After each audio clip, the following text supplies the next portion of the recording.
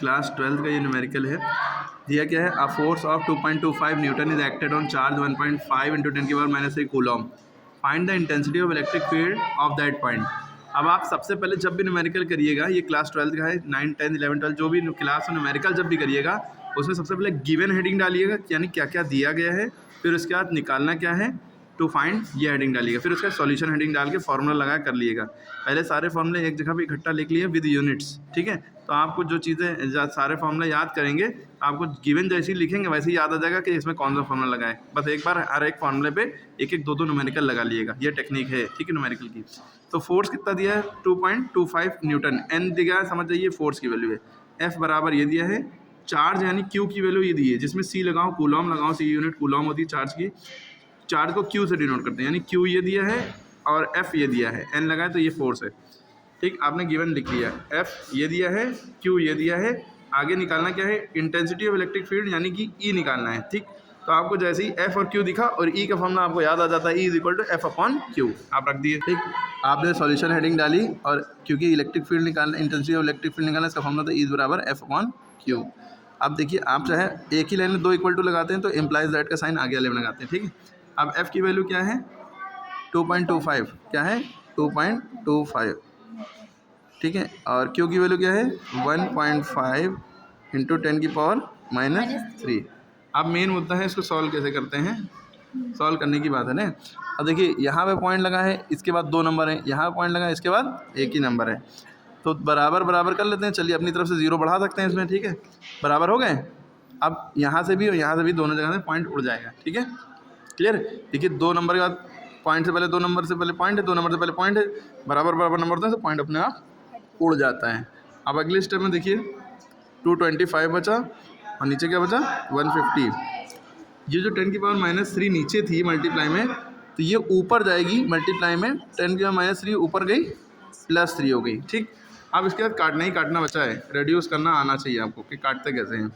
5 के टेबल में ये भी आता है, ये भी आता है, क्योंकि लास्ट डिजिट में अगर 5 हो और या 0 हो तो 5 के टेबल में आते हैं दोनों नंबर, दोनों 5 से कटेंगे। 5 3 दा 15 0, 5 4 दा 20 बचा 25, 5 5 दा 25। फिर ये 30 भी 5 के टेबल में आता है, 45 भी 5 के टेबल में आता है। 30 कितनी बार में आता है 5 6 दा 30, 5 9 दा 45, दोनों 5 के टेबल में आना चाहिए। अब हमारे पास 9/6 बचा, साफ साफ करने के लिए आगे उतार ले रहे हैं, वरना काट तो वहीं भी सकते थे। ये दोनों 3 के टेबल में आते हैं, 3 2 दा 6, 3 3 दा 9। अब ये 3/2 का मतलब मैथ में होता है 1.5, कितना होता है 1.5 होता है। कैसे होता है ये भी प्रूफ कर दे रहे हैं, ठीक है। 3/2 बचा ना, 3/2 का मतलब क्या होता है 1.5, कैसे, यहाँ आप जो नीचे होता है वो बाहर लिखते हैं, चाहे बड़ा हो चाहे छोटा, जो ऊपर होता है वो अंदर लिखते हैं। 2 के टेबल 3 नहीं आता, लेकिन 2 आता है 1 बार में, 2 1 दा 2, 3 में से 2 गया 1 बचा, पॉइंट लगाया 0 बढ़ रहा है, 2 5 दा 10, फिर 1.5 रुपये आएंगे ना।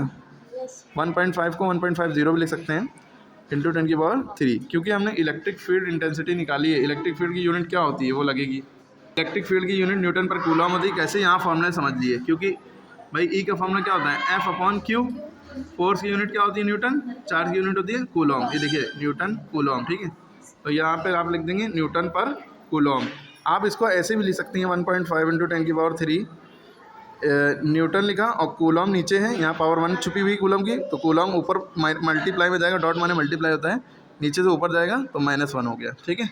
यानी ये दोनों चीज़ें सेम हैं, ये याद रखिएगा, ये दोनों चीज़ें एमसीक्यू में भी इस तरह का आता है। और अब ये जो 10⁻3 है, इसके आगे एक आंसर आप ये भी दे सकती हैं, ये 1.5 इंटू 10⁻3 है, पर 10⁻3 का मतलब होता है 1000। जितना पावर लगी होती उसमें उतने 0 होना चाहिए, 1 में 3 पावर लगी है, तो 10⁻3 मतलब 1000। ये बड़ी फॉर्म है, ये छोटी फॉर्म है, कम एक्सपोनेंट फॉर्म। अब आप इसको और आगे सॉल्व करेंगे तो पॉइंट उड़ाएंगे, पॉइंट के नीचे 1 आता है, पॉइंट का 1 नंबर है तो 1 0 बढ़ जाएगा, ठीक। 1 0 से 1 0 कट्टा, 1 नीचे नहीं लिखते, ठीक है।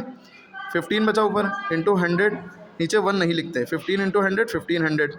आप ये भी आंसर लिख सकती हैं, फिर भी वही न्यूटन पर कूलम यूनिट लगेगी। तो आप मेन आंसर यही है, अप्रॉक्स मतलब खोल के लिख दिया है, बाकी ये भी आप लिख सकते हैं, यहाँ पे छोड़ सकते हैं।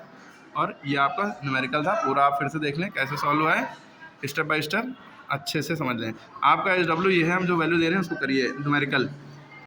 ये आपका सवाल है, फोर्स की वैल्यू दी है, चार्ज की वैल्यू दी है, ठीक है, और आपको इलेक्ट्रिक फील्ड इंटेंसिटी निकालना है, ठीक है।